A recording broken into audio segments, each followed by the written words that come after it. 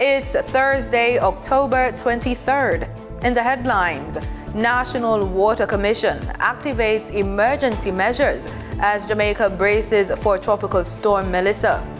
Health Minister Dr. Christopher Tufton says outpatient services and elective surgeries will be suspended due to impending storm.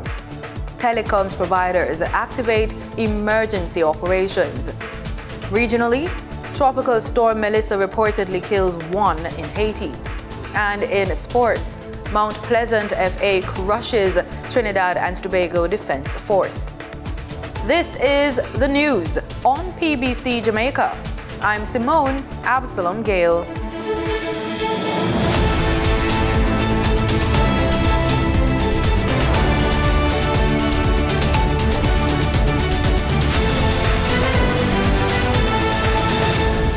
The National Water Commission, NWC, has activated its emergency response and preparedness measures as Jamaica braces for possible impacts from Tropical Storm Melissa. According to the Commission, it has moved to safeguard key infrastructure and maintain essential water supply and wastewater services during the storm.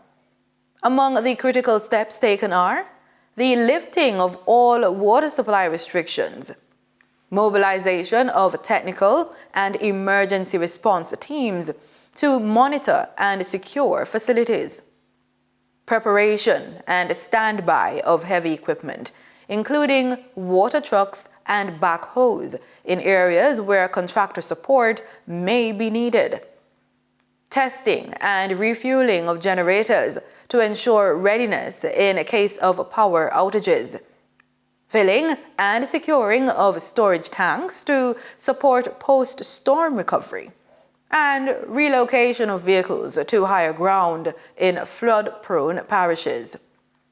The NWC's operations teams are also coordinating closely with national and local emergency agencies as part of the wider disaster preparedness effort. The Commission cautioned that some water systems may need to be temporarily shut down, depending on the system's impact, and is urging customers to store enough water for at least 3 days in clean, covered containers. Speaking at a special press briefing today, Portfolio Minister Matthew Samuda urged citizens to keep informed via official channels. The official sources will be the Met Services website and indeed social media accounts, the ODPEM website and social media accounts, the Office of the Prime Minister website and social media accounts, Ministry of Education, Youth, JIS, Ministry of Water. Doesn't quite have a website yet, but certainly we have social media accounts.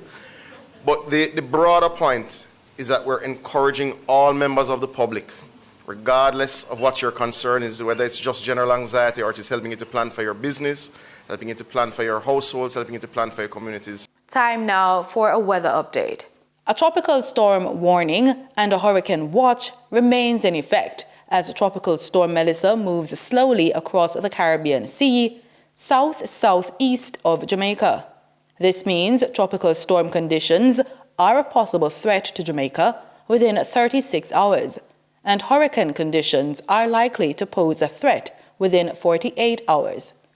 In the latest update from the Meteorological Service, the center of Tropical Storm Melissa was about 170 miles south-southeast of Morant Point, Jamaica, or about 185 miles south-southeast of the capital, Kingston. Satellite and radar imagery indicate heavy showers and thunderstorms associated with the core of Tropical Storm Melissa. Marine interests should expect widespread heavy showers and thunderstorms accompanied by tropical storm force winds tonight and continuing through the weekend. All small craft operators, including fishers from the Keys and Banks, should by now be in port and are urged to complete their necessary safety precautions without delay. As Tropical Storm Melissa approaches, Health Minister Dr. Christopher Tufton says the island's public hospitals are in emergency mode. Speaking during a special press briefing this morning, the minister said outpatient services and elective surgeries will be suspended. Danina Rodney gives us more details about the emergency measures being implemented by the Health Ministry. Speaking at a special press briefing this morning, Health Minister Dr. Christopher Tufton called on citizens to collect their relatives who have been admitted for non-critical reasons. All public hospitals will now enter emergency mode. This means that while hospitals remain open, outpatient services and elective surgeries will be suspended for the time being to focus on the emergencies. Visitations will be limited, and family members are asked to pick up their relatives who have been admitted for non-critical reasons, and the respective hospitals will reach out to those family members. We have to reserve bed space just in case we need them for emergencies. Dr. Tufton also shared that there are 116 priority facilities ready to respond in the event of a tropical storm or hurricane. In terms of the system readiness, there are approximately 116 priority facilities, 25 hospitals and 91 type 3 to 5 health centers. A verification exercise has been conducted with key capacity indicators, which include the following: human resources, some 702 personnel identified and are on standby across parishes for emergency response activation. All assessed facilities have documented staff welfare measures in place, so we have personnel in place. Secondly, command and control, 100% of priority facilities have established identifiable command centers to coordinate emergency response operations with clearly defined roles and responsibilities. He continues, saying 75% of these facilities have functional backup systems. Backup power systems, 75% of priority facilities have functional backup electricity systems, generators with fuel reserves, capable of sustaining power for some 72 hours post-disaster. And the generator project has equipped some 21 primary care facilities, increasing the total to 60 facilities across the country. This is for primary care, the health centers. Local Government Minister Desmond McKenzie says the government has fast-tracked the necessary arrangements to respond to the system, including ensuring that all the requisite items needed for shelters are in place. Speaking at a special press conference on Wednesday, Minister McKenzie said it is important that persons evacuate when advised. I'm making a special appeal to the people in Port Royal. If we are impacted by this event, it is going to be important that the community of Port Royal make arrangements when we provide the requisite transportation for them to be relocated to shelters that they comply.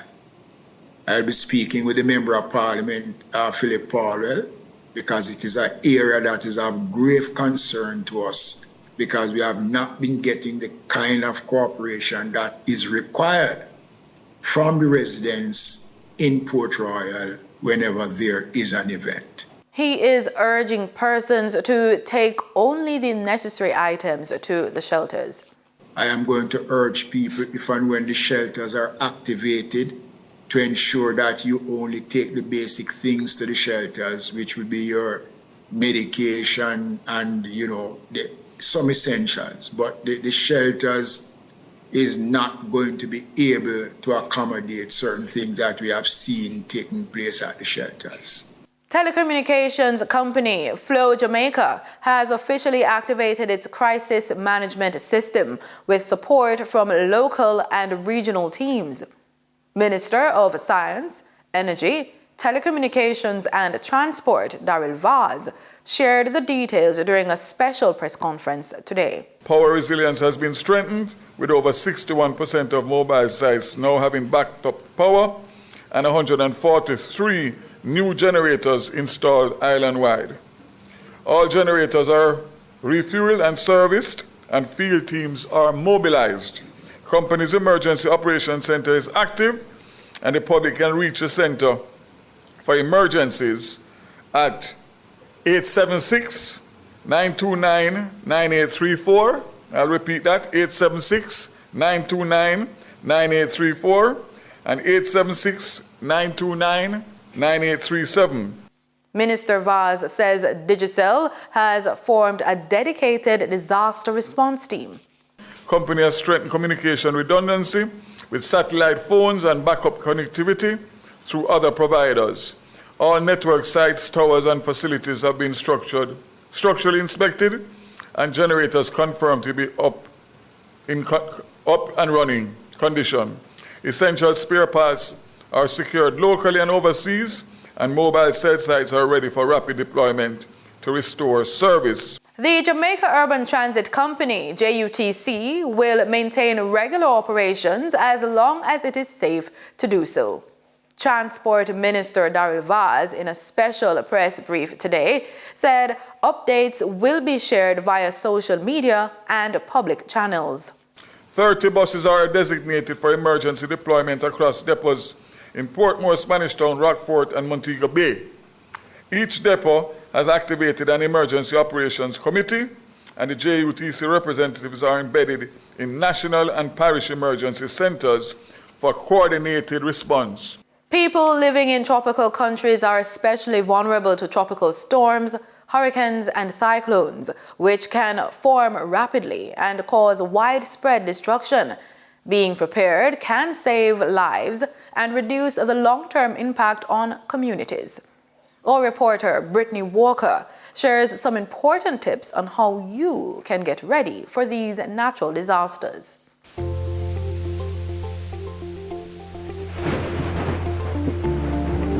If your country is prone to hurricanes, storms, or other weather phenomenon, you have to be prepared.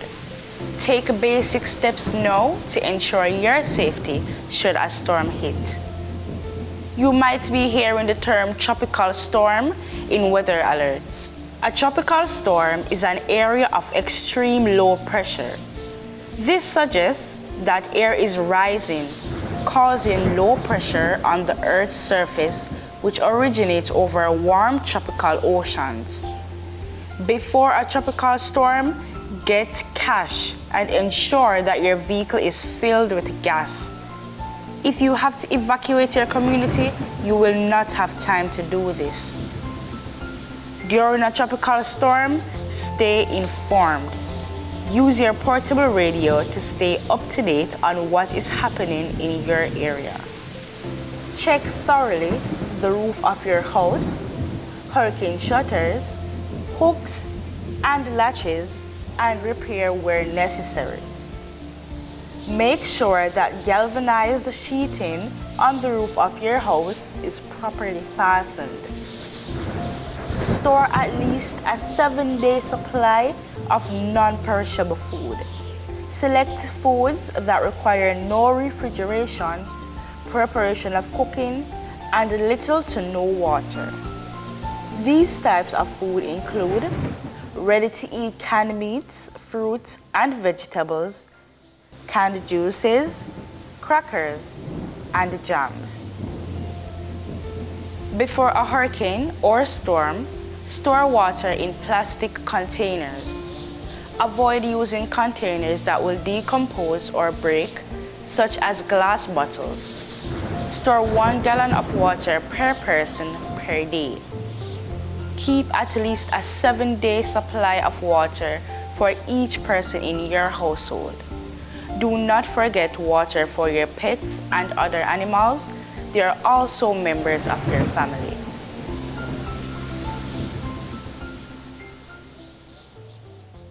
Authorities are urging residents to complete their preparations and secure their homes against the potential impact of Tropical Storm Melissa, which could bring heavy rainfall, strong winds, and possible flooding. Our reporter Chanel Matthews has been on the streets speaking with Jamaicans about how they're getting ready for the approaching system. Jamaicans are being urged to stock up on emergency supplies and ensure their household is prepared to weather the effects of the storm. We're here to find out what measures they have put in place. We kind of batten down the house top and we go look battery already and we have one lantern away. You know, they kind of rechargeable lantern here, so a full kind we go look now market, so we kind of set. I just heard about the storm on Tuesday and I went to catch about what I was short on, so that's just about prepare. Anything else can just happen. Whatever comes, God is my hope and God is my strength and in my trust. Well, I don't prepare nothing as yet, you know. I just try to get 1 and 2, like a rice, like a flour, like a biscuits and like a canned food. So we can go on because, you know, summer one day. So and after this time we have to have something to eat. So we can buy like water and them something and store it and put it on. Well, we buy like rice, flour, sugar, those necessary things that we would need for the house. Buy also a product like soap powder, bleach, etc. And you know, say the place boring already, so we have to have some things to survive the place. So we buy some of them things and put in, so when the rain fall and the thunder, we know how we can live through it, and we have some like a board game we can go and play in the meantime. Is it if we pass the time? Is it so? Yeah, that's basically it. Well, I bought some food items, like canned food and crackers and stuff like that. I got my rice and my flour. I put up my important documents in plastic bags. And I try to look on the roof and see what can be done. That's basically it. And just trust God for the rest of it. Get some money first and then go and buy some stuff. If you need backup, to block up your window, so you get some ply and some other things and get ready for the storm. In regional news, at least 1 person has been killed and several others injured in Haiti as Tropical Storm Melissa continues to churn in the Caribbean Sea, threatening Jamaica and southern Hispaniola with heavy rain and dangerous flooding. Haiti's Civil Protection Agency has confirmed that an elderly man died in the coastal town of Marigot after a large tree fell on him. 5 others were injured in flooding in the central Artibonite region. Tropical Storm Melissa's maximum sustained winds are near 45 miles per hour, and forecasters expect the system to strengthen, possibly becoming a hurricane within the next 2 days and a major hurricane by the end of the weekend. Grenada's Prime Minister Dickon Mitchell says his government has not yet made a decision on the United States' request to temporarily install radar equipment and technical personnel at the Maurice Bishop International Airport. Speaking on the PM with DM last evening, the Prime Minister explained that consultations and technical reviews are still underway before any determination is made. More in this GBM News report.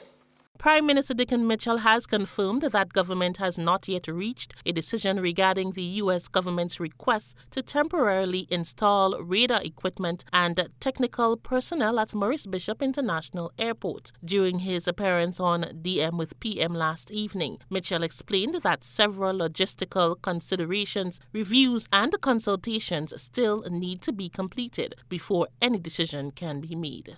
Nothing much has changed since the Ministry of Foreign Affairs indicated that we were considering the request. We are still doing so. It is a technical matter that requires a lot of technical people to provide us with guidance on what it is we've been asked to accommodate. He emphasized the government's careful approach, noting the importance of thoroughly examining all aspects of the proposal. In this case, the request that is provided us has a certain context. It is a request from the U.S. Southern Command from a military perspective. Grenada has no military. So it is not something just right off the bat that we are familiar with.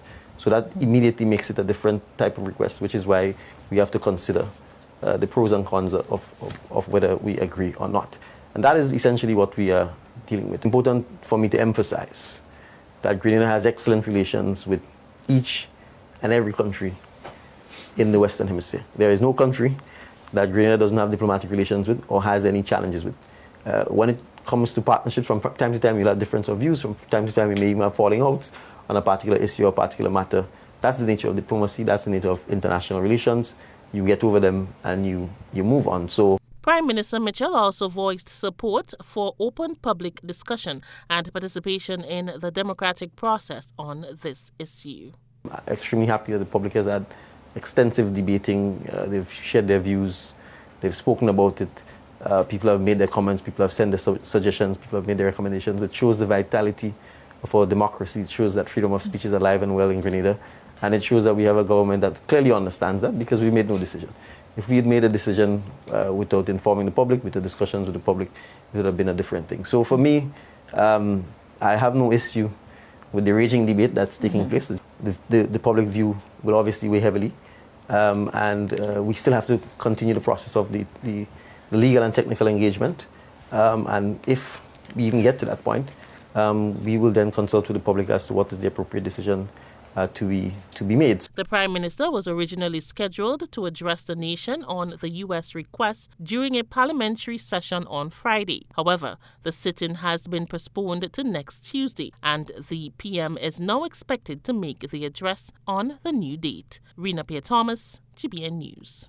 The International Monetary Fund, IMF, has reaffirmed that Guyana remains the fastest growing economy in the Western Hemisphere. A distinction that Finance Minister Dr. Ashni Singh says reflects the strength and transformation of every sector in the economy. Finance Minister Dr. Ashni Singh on Tuesday said that the International Monetary Fund, IMF, has reaffirmed that Guyana remains the fastest growing economy in the Western Hemisphere.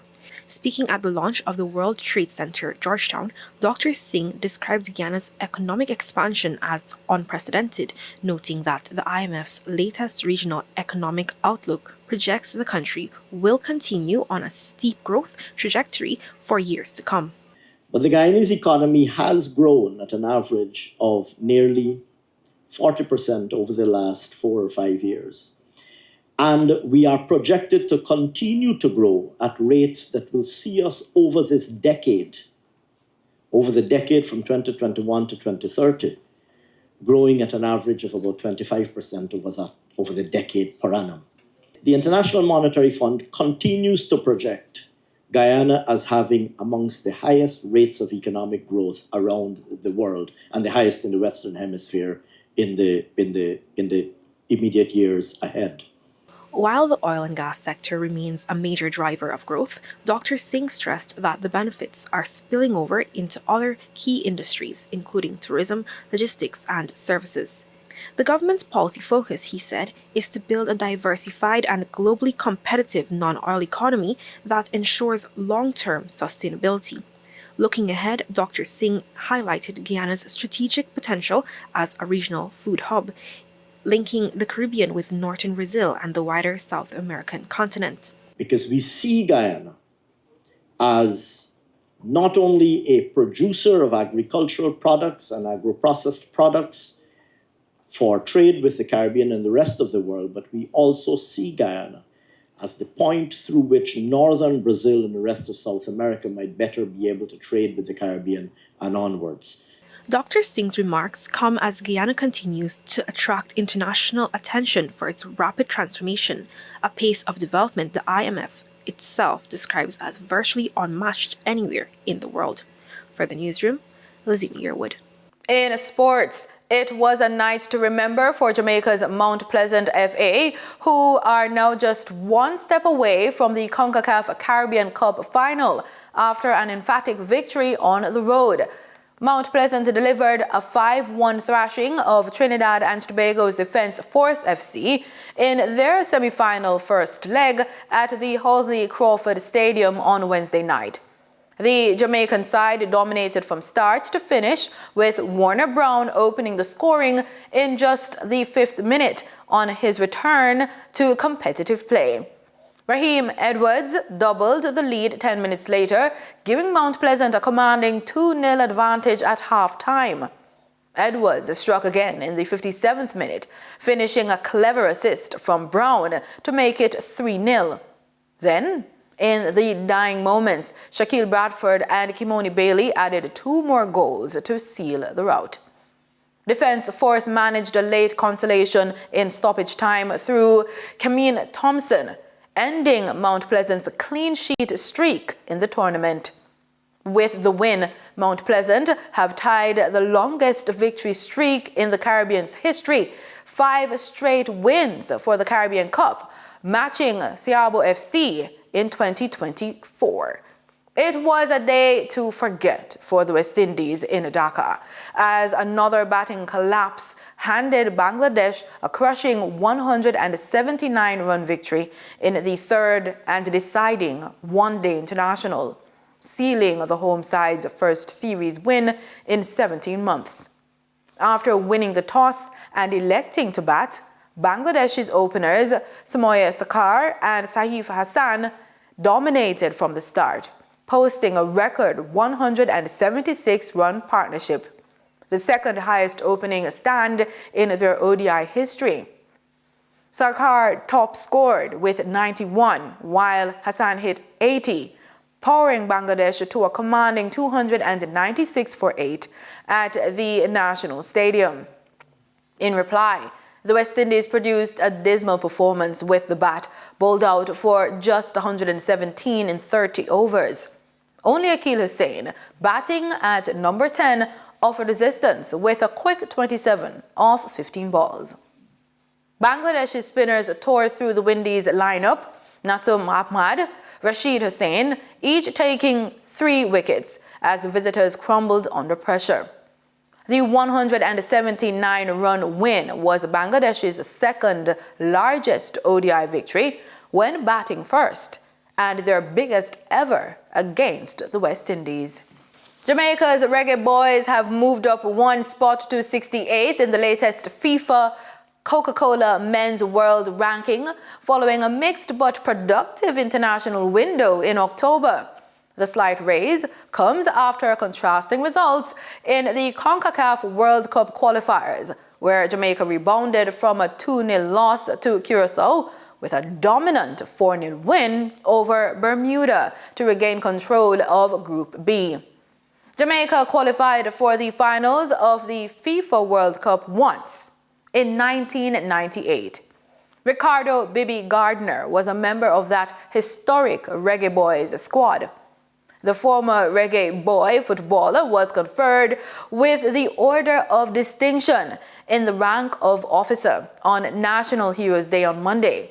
And he had a word of advice for the Reggae Boys who are working to be part of the greatest show on earth. Well, I just want to encourage them, and I will be supporting them from near and far.